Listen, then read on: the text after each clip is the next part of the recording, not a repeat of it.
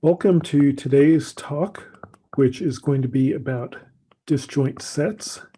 And this is sometimes also called the union find data structure. And I'll describe why we want to have these first, and then I'll go into the details of what these are. So the idea of disjoint sets is when we have a bunch of different items. So there's just lots of different items out there. And we want to somehow group these things together into sets that are maybe, together, like maybe we group those three together and these two together. And so in this case, we have four different sets. One that has two elements, two single element sets, which are these two, and then a three element set. And basically every object is going to be in one set or another, but it can only be in one set. It can't be part of multiple sets. So that's why they're disjoint. So we keep track of disjoint sets. A very useful data structure for doing this is this union find one that we'll talk about here. And the idea, as opposed to a regular set, is we're not trying to do every set operation. We're not trying to, handle things like intersection or difference. And in fact, intersection and difference don't make a lot of sense because the sets are disjoint. Elements are only in one thing or another. But we do want to be able to do unions, and we want to check and find out which set something is a part of so that we can check if two different elements are in the same set or if they're in different sets. So basically, this is going to be a data structure that just supports two operations, union and find. Now, you might have heard of this data structure before. You might have learned about it in 4.11.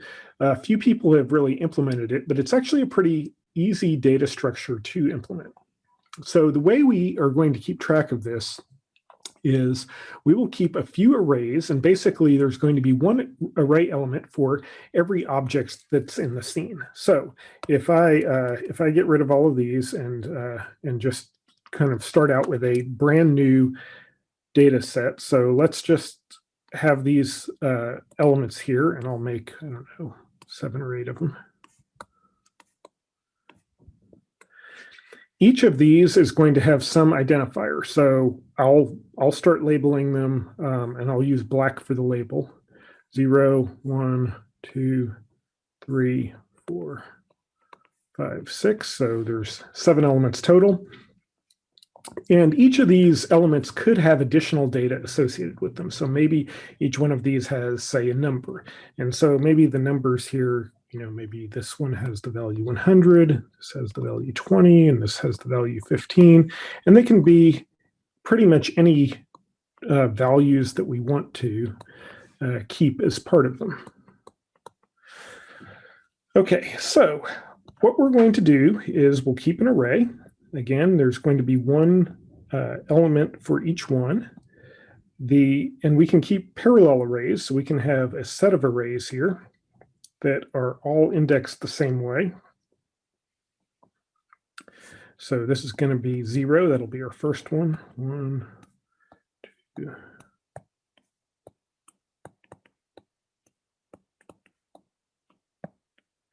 Okay, so this is going to be the index that we keep track of. And one thing that we might keep is our data value. So this is the data that is stored in each one. So that's just whatever data value we have up there. And this could be a structure, it could be a class, it could be lots of different things. You could keep multiple data fields in multiple parallel arrays if you wanted to. There's just a lot of different ways of doing that. Okay, the other thing that we are going to do is we're going to keep a parent. And basically, as we do this union find structure, the parent is going to tell us which thing we're going to form sort of a graph. It's going to tell us which other element is the parent of each item. And initially, if they're all distinct elements, none of them are joined together in a set yet, then the parent for everything is just going to be itself. And so I'll draw a little pointer for each one that shows each one is going to have itself as its own parent, like this. And the way we keep track of that is in our parent array, we just keep track of the index of the thing that's the parent. And so everything starts out with itself as its own parent. Now, there's going to be one other value that we keep track of, and you'll see this referred to in different ways. Sometimes you see people refer to it as size, and that's very misleading. So I don't want to use size. You'll sometimes see people refer to it as height. In fact, that's often how I refer to it, as height. So if you hear me talk about height, this is probably what I mean. But really, what we want is something called the max height. And basically, the max height is going to tell us, for the thing that we have there, what is the maximum size of all of the stuff that is combined together in one set. So from the base of the set to the bottom, and you'll see how this works in a minute, from the base of the set to the bottom, what's the maximum height? And so each of these things can start out initially, before anything's been joined together, as just one. And typically when we use this data structure, everything that we have is going to start out distinct, and we're gradually going to do unions to combine these things together. So let me talk first of all about what the union operation is. So we're going to look just at union for now. So this is the union part, and later we'll talk about the find operation. So to do union, what we are going to do is make one element point to another one. And the set that it is a part of, so the set that an element is a part of is going to be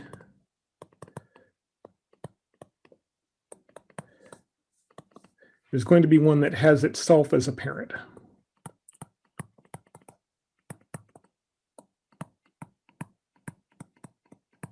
Okay, so let me give you an example of a set. Let's say that 0 and 1 are combined together. So the way this would look would be something like this. This would be 0 up here. This would be 1. Okay, and so 0 is in its own set and 1 is in its own set. Or 1 is in the same set as 0. So both of these are in the set 0. 0 is the set that we have. 1 is not a set on its own. Okay, so the way union is going to work is that we will first find the set that each element is in.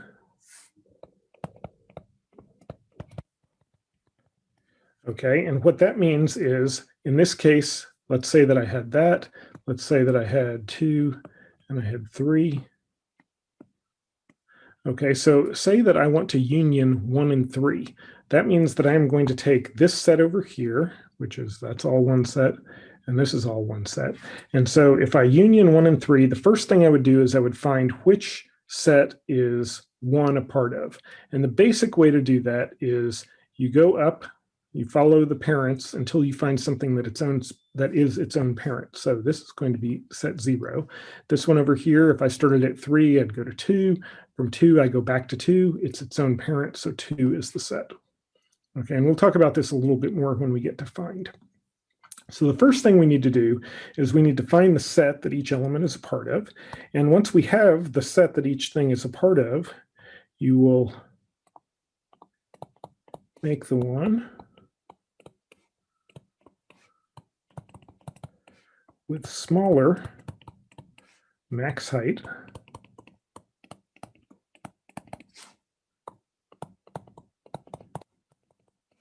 point to the larger one. Okay, so we're going to look at this max height value, and we're going to have the one that's smaller point to the one that is larger. Now, as you might see in this example that we have up here, they're exactly the same height. So how do we handle that? Well, if they are the same height, then we have to do something just a little bit more. You can pick one.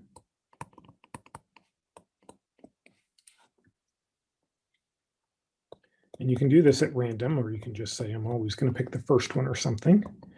And in this case, we have to increase its max size by 1. Okay, so we're going to increase it by 1. So let's see an example of this. We'll go back up here to this particular example that we had here. So I'm going to scroll back up just a little. Let's say that we want to combine 0 and 1. We want to put 0 in the same set and 1 in 0 and 1 in a set together with each other. So if I look at 0, well, it's in the set 0 and 1 is in the set 1 up here at the top, at the very top. Okay, so obviously they're in different sets and each one is in its own set all by itself. So we're going to combine them. Now in this case, both of them have a max height of 1, right? Both 0 and 1 have a max height of 1. And so I can't, there's not a shorter one. There's not one that says I have a lower max height. Okay, and because of that, I get to pick either one. So I'm just going to pick, I'll pick 1 to be the set this time, as opposed to the example I wrote down on the lower right. So I'm going to pick 1 to be the set. So what I will do is I will make 0 point to 1, and that means instead of 0 pointing to itself now, 0 is going to point to 1. And so the parent of 0 now becomes 1. Okay, so that parent of 0 becomes 1. And because they were the same size, I also have to change the max height of 1 to now be 2. And you can see set number 1 has a height of 2, right? It's got 0, 1. So it's the exact opposite of what we see down here on the right. It's actually the other way around. 0 is pointing to 1. It could have been the other way. It doesn't really matter. Okay, so now let's say that we want to combine 2 with 3. So we're going to union 2 and 3. So 2 is in its own set. 3 is in its own set. We have to pick one to point to the other one. Let's just say that 3 points to 2. Just again, it's arbitrary which one I want. So I'm going to make 3 point to 2. So 3's parent is now 2. And 2 also has a max height of 2. Okay, so now here's where it gets maybe more interesting. Let's say that we want to combine 4 with 3. So we want to combine 4 with 3. We want to union the set that contains 3 with the set that contains 4. Okay, so if we union 3 and 4 together, we find which set 3 is a part of. So we follow the link. 3's parent is 2. It's not the same as 3, so we keep going. 2's parent is 2, so this is part of set 2. And over here, 4 is a part of set 4. And so we look now at 2 and at 4, and we say which one has the smaller max height. In this case, 4 has a max height of 1, 2 has a max height of 2, so we are going to change the pointer of 4, and instead it is going to point over here to 2, just like that. So now 4's parent, instead of being 4, is going to be 2. And so notice now that both 4 and 3 are in the same set. 4 and 3 have been joined into a single set. Notice that the max height of 2 didn't change. It's still 2, just like before. And nothing, there was no change there at all. Okay. Well, we can keep doing things like this. We can keep going. Just to kind of show another example, let's say that we combine 5 and 6, and maybe I'll make 6 point to 5. So if I union 5 and 6, let me erase some of these things that I don't need here anymore. So if I union 5 and 6, then 6's parent is now 5, and 5 has a max height of 2. Okay, and now let's say we want to union, say, 5 and 1. So we say 5 is part of its own set, and 1 is a part of set 0, or sorry, 1 is part of set 1. So notice that both 5 and 1, the max height in both of them, the max height of 1 is 2, the max height of 5 is 2, so it's not clear which one should point to the other. So let's just say I'll make 1 point to 5. It'll point there. So 1's parent now becomes 5, and we have to increase the max height of 5 by 1. So it now becomes 3. All right, so that is the process of doing a union, and you'll see that once you've done this, you can find which set something is a part of pretty easily. So I'm about to describe the find operation just to make it a little bit clearer how this would work. But hopefully the union piece of this makes sense. You just sort of join these things together. Now notice there's not a way to break them apart. We can't split them once they're unioned together, they're stuck together. They don't get to ever split apart again later on. And that's that. So I'm going to go through, let's do another example down here. I will draw a maybe more complicated set just to be able to illustrate things. And I'm not going to, up here I had data values like, 120. In fact, the one that I just moved, none of that is important right now. So I'm just going to ignore that sort of thing. So we'll ignore the data that might be stored in each one. So I'm just going to store values, but remember, you could keep track of data of all of this along the way. So just to illustrate a little more easily, I'll kind of the order of things, I will make some of these things like this.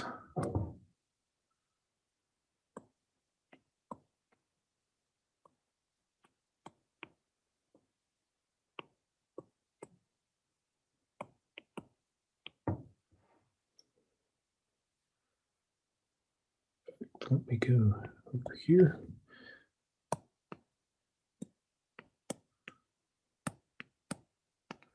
Okay, and I'm going to just assign some random numbers here to all of these things. I'll just pick them so that they're easy to write in, and I'll jump around a little so you can see it's not in any particular order. 0, 1, 2, 3, 4, 5, 6, 7, 8, 9, 10, 11. Okay, so 0 to 11. So I'll write this, since we are a little bit more vertical here, I'm going to write this in an array like that.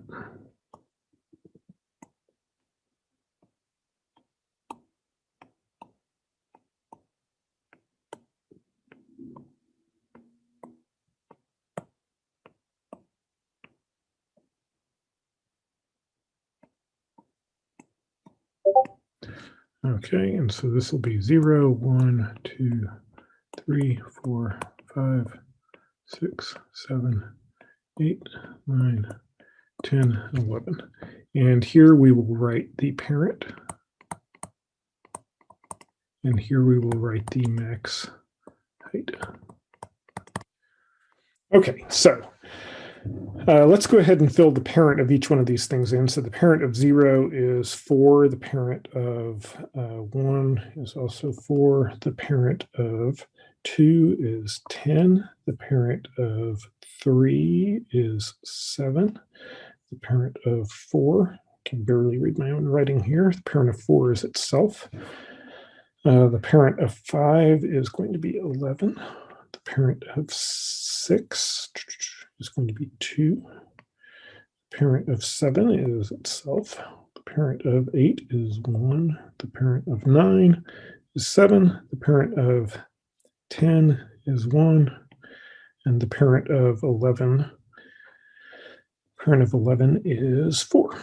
Okay, now I will say that the only thing that really matters here as far as the max height is the max height for the set itself. You never use the max height of anything other than the set base, the identifier for the actual set itself. So 4 and 7 are the only ones that matter here. So just to make sure, I'm going to use the max height, and I will mention this is a maximum bound on the height. This does not mean that you actually necessarily have this height, as we will see in a second. So, but 7 has a max height of 2, and 4 has a max height of 1, 2, 3, 4, 5. We'll just set it at 5. And now I will say the maximum height of the actual height that you might see in 4 could have been just 2 or 3 or 4 or 5. 5 is just an upper bound saying there's nothing more than 5 deep where I am. And all the rest of these, they don't actually matter. So I'm not even going to fill them in here. I'll just kind of do this so you can see there's some value there, but we never ever use those values once they've been combined into a set, so they're not important. Now, originally, when we first started out, we did have to keep track of all of that, so it still makes sense to have an array of all this information, but we don't use them. Okay, so the idea of the find operation is kind of like we had before. So for find, we will traverse to the parent recursively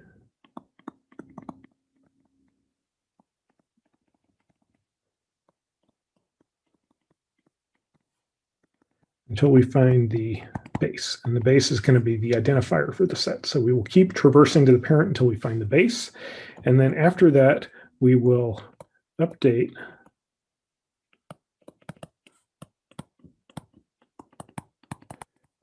everything along the path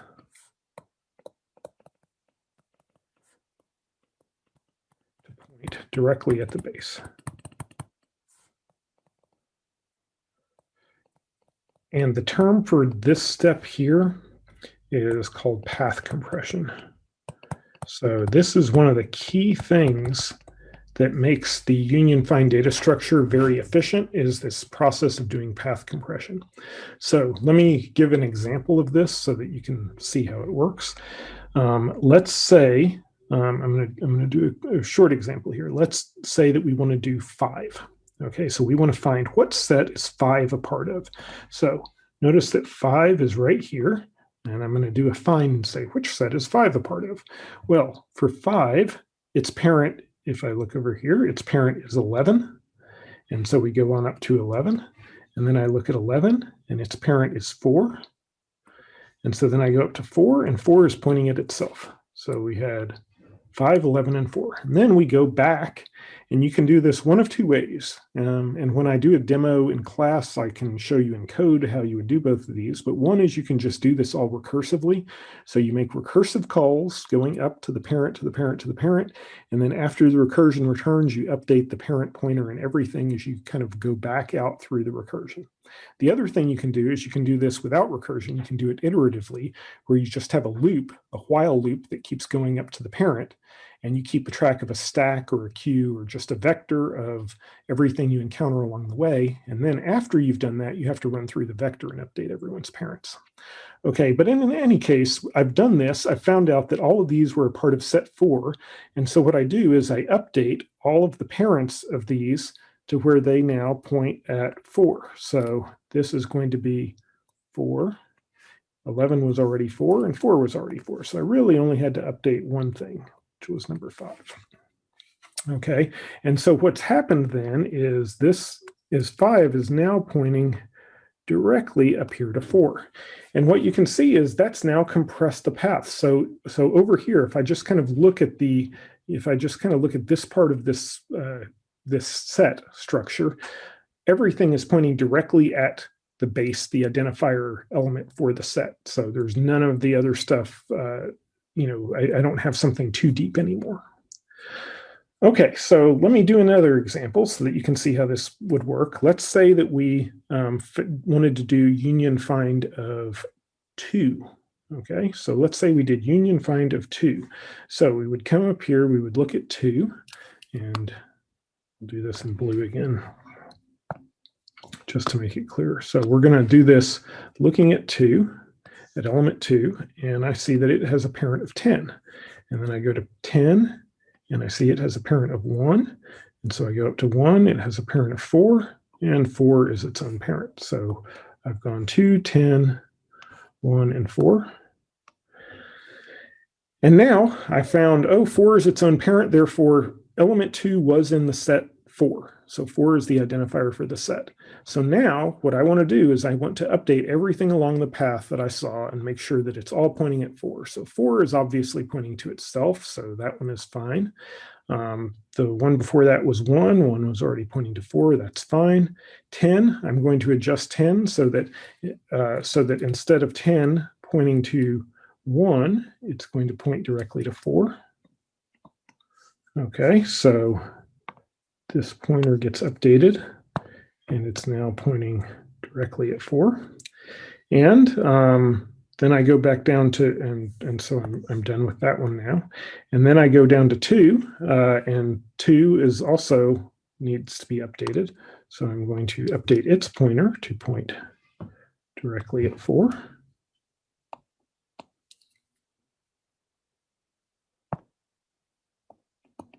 And I'm done with that. And now I've reached the end of all of this. Okay, so I want you to see, if you look at this graph over here, if I were to go over here and kind of redraw the graph, I have 4 up here on the top, and I have 0 pointing at it, and I have 11 pointing at it, and I have 5 pointing at it, and I have 1 followed by 8 pointing at it, and I have a 10 pointing at it, and I have 2 pointing at it, and 6 is pointing at 2. Okay, so notice how much I flattened the tree. I basically took that really long path and it got compressed to where everything is now pointing to 4. So 4, you notice it's not keeping track of its children. This is not like a graph where it has to know what its children. Each thing just needs to know its parents. So you can have as much of this sort of branching as you want. But notice how much the path has been compressed. We went from something that had, and it still has, a maximum depth of 5, and the actual maximum depth is 3. So there's nothing deeper than 3. So we actually did a lot of compression with those 2 operations to get there. And what that means is now every time subsequently that I want to find a set, I don't have to traverse nearly as far. For example, now if I want to go and find what set 6 is a part of, I'm only going to have to go up 2 levels. Whereas before I would have had to have gone from 6 to 2 to 10 to 1 and on up. Okay, so overall, the idea of path compression, it means that the tree is going to get this disjoint set tree is going to get flatter and flatter and flatter and flatter the more times you do a find operation. Okay, so between these two things, part of what makes this efficient is that you get efficiency. Kind of the big one is from path compression. And the other one, I didn't mention what the name of it is, but that is union by rank. And this is where you always have the smaller max height point to the larger.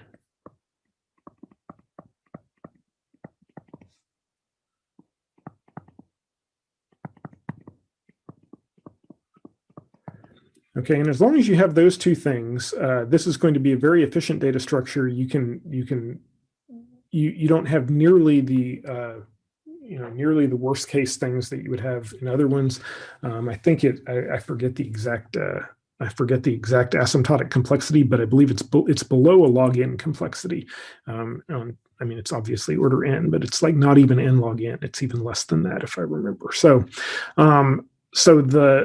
if you do both of these things, you get that super efficient implementation. Now, if you forget to do them, if you don't do union by rank, for instance, or you don't do path compression, well, if you don't do path compression, you get kind of bad results. Path compression makes a huge difference. If you don't do union by rank, you're not going to get the optimal results, but you'll still get something pretty good. But union by rank is not hard to do. It's like an if statement in there.